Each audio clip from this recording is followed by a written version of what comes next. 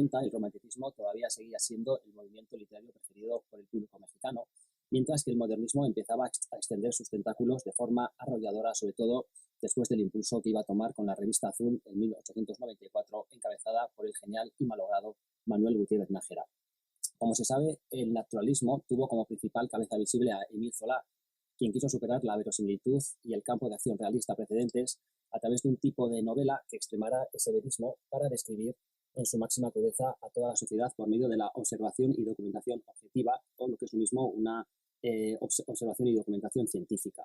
Y lo consiguió en lo novelístico, desdeñando la poesía a la que no prestó mucha atención y buscando denodadamente el triunfo en las tablas, algo que se le resistió mucho al naturalismo. Con mucha guasa, en 1874, Flaubert bautizó como las comidas de autores silbados a la costumbre mensual de reunirse con Zola, Edmond de Goncourt, Alphonse Daudet e Iván Turgenev, al haber sido todos ellos abucheados por su apuesta por un teatro realista naturalista. Y es que el teatro era, sin duda, el último bastión a derribar y el más importante para el triunfo del movimiento zolesco, porque era el modo más rápido y certero de llegar a la sociedad y de ganar notoriedad, también dinero. El quinto elemento tan indispensable como el aire, el agua, la tierra y el fuego, como lo definió Alejandro Dumas Hijo. Por eso muchos novelistas, periodistas y otro tipo de personalidades buscaron probar suerte ahí.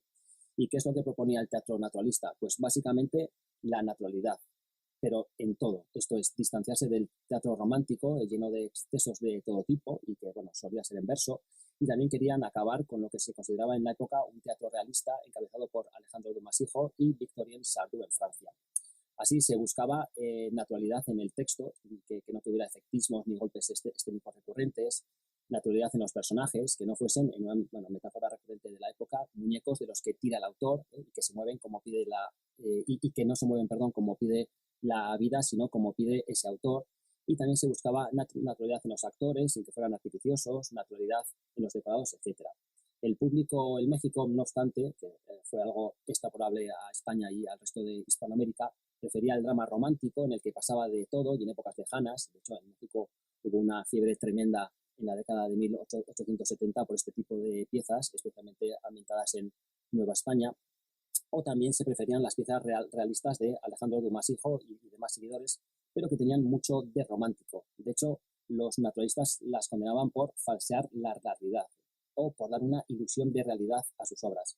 Un ejemplo es el drama La Dama de las Camelias, de 1852, de Alejandro Dumas Hijo, con la meretriz Margarita Gautier como protagonista, y que era capaz de albergar en su corazón los sentimientos más nobles y de sacrificarse por amor. Entonces, los naturalistas denostaron la poetización de una perdida y la contrapusieron con la pérfida Nana de Émile Zola. Pero Margarita Gautier triunfó siempre en las tablas y, como dijo el citado Gutiérrez Nájera, estaba hecha para que lloren los sensibles. Lo que no quita para que el realismo llevara a las tablas asuntos sórdidos, pero siempre desde un límite burgués y una crítica no muy severa. Eso es algo que, digamos, que se valoró bastante desde el naturalismo, que fue el atrevimiento, pero quería más. A esto se sumaba en el ámbito hispánico el neorromanticismo de José Echegaray, que mezcló realismo y un romanticismo absolutamente desaforado. Pero fue el gran taquillazo de la época, lo que hoy llamamos el blockbuster, y reinó en España e Hispanoamérica desde mediados de 1870 más o menos hasta más allá de 1900. Vuelvo a citar a Gutiérrez Nájera, que hablaba de Echegaray con admiración, pero lamentando los efectismos y las inverosimilitudes de los que hacía uso y que impresionaban, que electrizaban, como se decía en la época, a los espectadores en el momento de la representación, pero no después, cuando se entendían los artificios a los que había tenido que recurrir para crear esa atmósfera, pensamiento además compartido por gran parte de la crítica española. De hecho, Gutiérrez Nájera comparó su estilo con el de un hombre que está en un precipicio y no se sabe cómo ha llegado ahí, pero da igual, está ahí, y el espectador sufre ese nerviosismo, esa tensión.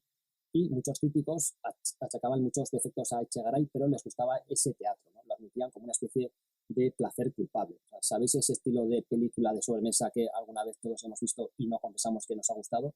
Pues eso es Echegaray, pero claro, plagado de duelos, de malentendidos, de finales con sangre, muy al estilo del Código Calderoniano del Siglo de Oro, y sobre todo, según se le acusaba, su dramaturgia se alimentaba de las inverosimilitudes de situaciones y personajes.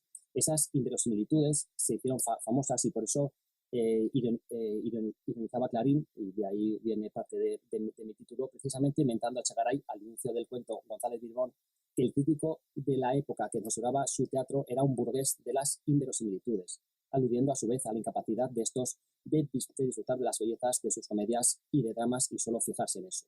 O sea, eso era la crítica, pero el público acudía a tropel a sus estrenos. A la dificultad de la implantación de un teatro naturalista en México, al igual que como os he comentado en España y otras partes de Hispanoamérica, y al éxito de un realismo efectista y romántico, con la consiguiente moralina, y además también el éxito de los dramas históricos románticos o las comedias de enredo y de graciosos, había que sumar el auge de los espectáculos más ligeros como las zarzuelas y las operetas, muchas veces además calificadas de indecentes, o las funciones de circo que atraían mucho más a los espectadores. Igualmente, la distracción burguesa en el teatro, asumida como un acto social más o menos solemne, se había perdido con el más que consolidado teatro por tandas, lo que en España se llamó teatro por horas, que ofrecía a precios muy asequibles esos espectáculos ligeros y de corta duración. El público quería acción, quería entretenimiento, quería diversión, y el naturalismo proponía otra cosa, y generalmente desde tramas que rebuscaban en lo que no se quería ver, en personajes marginales, alienados, en temas como el adulterio, pero además con todas sus crudezas, temas como el alcoholismo. De hecho, se calificó al movimiento, entre otras cosas, como la mano sucia literaria, por ejemplo. Y en México, el realismo teatral, bueno, que era un realismo romántico, tenía mucha cabida. Dumas, Hijos, Sardou y otros miembros de la escena francesa solían gustar mucho, pero el naturalismo tardó más en llegar porque no era tan tibio como estos. El noruego Henrik Ibsen tomó la delantera sola y fue quien se impuso en las tablas, aunque con un naturalismo mucho más interior. Pues, August Strindberg, Tolstoy, Maeterlinck y muy por encima de todos ellos, como os he comentado, Ibsen, se hicieron imprescindibles a la hora de dirigirse a este teatro que, sin dejar de ser naturalista, se vio enriquecido con la introducción del elemento simbolista y psicológico. Pero su simbolismo, su oscuridad, sus tramas estaban alejadas del ardor y la acción exterior del teatro francés y el español. Imaginaos la recepción de obras como El poder de las tinieblas, de 1886 de Tolstoy, que relataba en una remota isla rusa, en un ambiente espantosamente violento y cruel, las maquinaciones de dos mujeres sin escrúpulos que envenenan al marido de una de ellas y llegan a asesinar a un recién nacido. O sea, las cosas que además se permitían en las novelas no solían tener cabida en el teatro, que funcionaba con otros códigos o con otro código, que realmente era el código del dinero burgués, que no quería cosas raras. Por eso las compañías teatrales iban a lo seguro. La primera pieza que se estrenó del dramaturgo noruego fue Espectros en México en 1896 y fue una obra que se compuso en 1881. Y, por ejemplo, para Casa de Muñecas, que es una obra que se compuso en 1879, habría que esperar hasta 1904. Es algo que también pasó en España. Y además ambas fueron representadas por compañías italianas y con bastante poco éxito. Estas obras tenían gran profundidad psicológica y poca acción exterior, o sea, pocos golpes escénicos. De ahí que, como decían los hermanos Quintero, unos dramaturgos españoles, quisieran famosas frases como esto no es teatro y aquí no pasa nada, porque el público estaba acostumbrado a algo eléctrico, a una acción arrolladora. Y autores además como Pérez Galdós tampoco triunfaron en México, aun siendo este muy leído. Y el público mexicano, de hecho, asistió a la única representación de realidad, que fue, digamos, su primera obra escénica y la que además marcó un hito en España, pues asistió con poco aplauso, como refirió una cronista teatral de la época. Pero ciertamente la llegada de un género teatral al país no se consolida si no lo adopta un autor del mismo. Autores mexicanos habían intentado acercarse a un realismo de pinceladas naturalistas del estilo francés con poco éxito, como Peón Contreras con Gabriela, con un final postibulario y escandaloso y que hizo en el tercer acto gran parte del público abandonara el Coliseo. Pero la escena mexicana brillaba por su ausencia, porque el teatro serio, el que era pues dramas y comedias, no zarzuelas u operetas, estaba copado por obras españolas y francesas, y los autores mexicanos no querían perder tiempo sabiendo que no se iban a representar sus propuestas, y tampoco los empresarios teatrales se querían arriesgar con obras a las que no acudiría el público. Pero llegó Federico Gamboa y se atrevió con el drama La última campaña en 1894, que fue celebrado con éxito por los periódicos y el público, representándose en 3 ocasiones en la capital, que va a ser una obra mexicana que estaba bastante bien. aunque fue representado por una compañía española. Os digo que las compañías mexicanas bueno, solían brillar por su ausencia porque eran bastante costosas y bueno, pues tampoco se quería perder dinero. Estoy con Rodolfo Usigli en que en la última campaña señala la introducción del naturalismo en la dramaturgia mexicana, al menos desde un nivel más cercano a la propuesta azulesca, con un público que por esas fechas la conocía y con una inmensa repercusión social, algo que hizo erigirse a la representación en un momento iniciático. La última campaña se destacó entre las tentativas anteriores en que fue casi en su total mayoría del agrado de la crítica y público y rehuyó los tipos considerados inmorales y además enalteció con gotas patrióticas el drama. Ahí estuvo el gran acierto de Gamboa. Digamos que lo que aceptaron los espectadores fue un naturalismo que se basaba en gran parte en la ausencia de temática escabrosa y además se apeló al sentimiento nacional.